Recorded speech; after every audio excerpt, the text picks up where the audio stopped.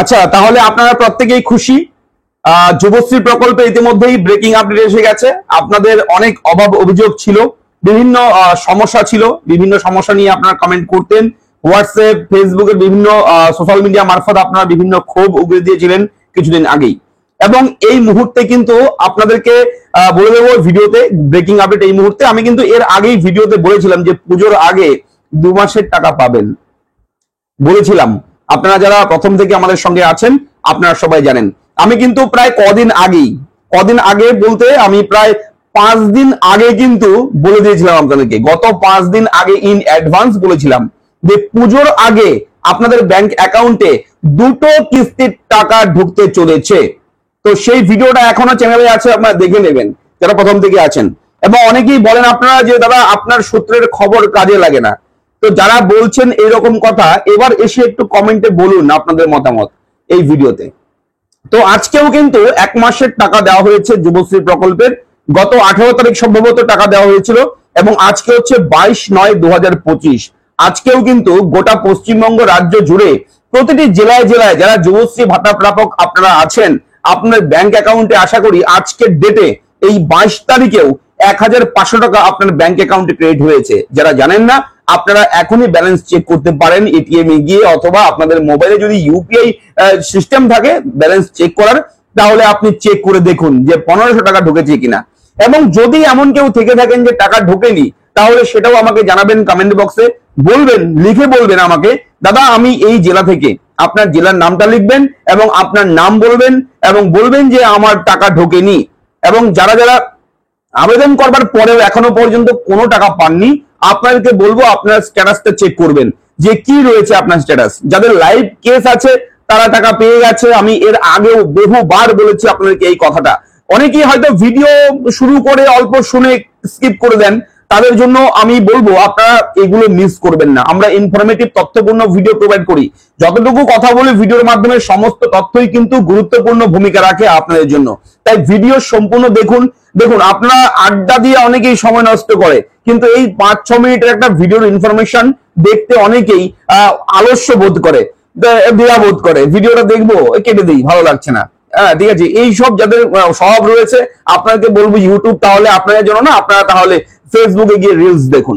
ঠিক আছে, তো বিষয়টা হচ্ছে এই যে টাকা দেওয়া হচ্ছে যুবশ্রী প্রকল্পের, প্রায় 5-6 মাসের টাকা ডিউ ছিল, এবং এই 5-6 মাসের টাকার মধ্যে গত 18 তারিখ একটা কিস্তির টাকা দিয়েছে 1500, আজকের ডেটে দেওয়া হয়েছে 1500, টোটাল 3000 টাকা কিন্তু আপনার ব্যাংক অ্যাকাউন্টে ঢুকে গেছে। এবং পুজোর মরশুম, দুর্গাপুজোর আগে এই টাকাটা কিন্তু খুব খুব কাজে লাগবে আপনাদেরকে। আমি জানি, আমি মনে করি যে আপনাদের অনেক বড় একটা হেল্প করেছে পশ্চিমবঙ্গ রাজ্য সরকার এই পুজোর সময় টাকাটা দেওয়াতে। আপনাদের পরিবারে অনেকেই খুব কষ্ট করে পড়াশোনা করছেন, কষ্ট করে বিভিন্ন কোর্স করছেন, বিভিন্ন ভাবে আপনারা টাকাটা খরচ করেন, এবং এই মুহূর্তে টাকাটা কিন্তু আপনাদের অনেক বড় কাজে লাগবে।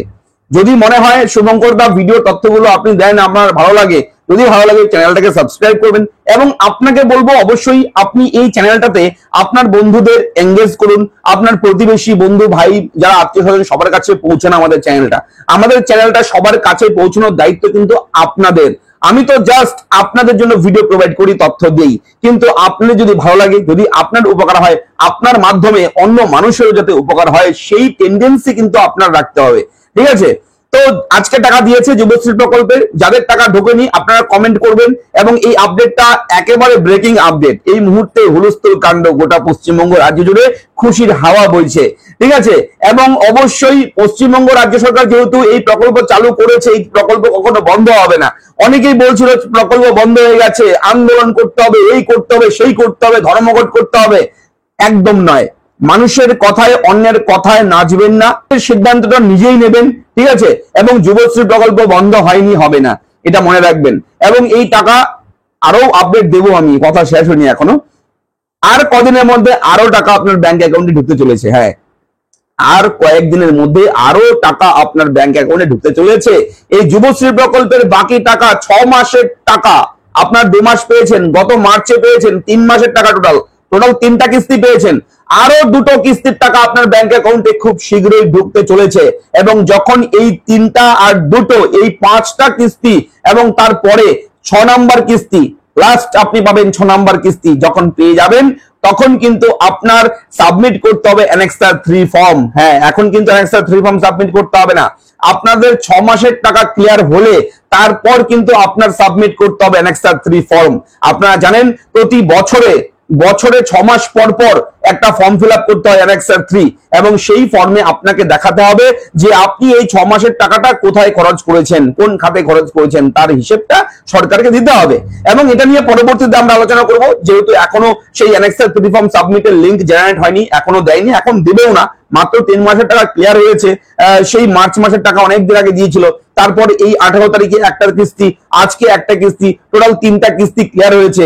আরো 3টা কিস্তি বাকি রয়েছে, সেই 3টা কিস্তির মধ্যে 2টা কিস্তির টাকা আর কয়েকদিনের মধ্যে আপনার ব্যাংক অ্যাকাউন্টে ঢুকতে চলেছে।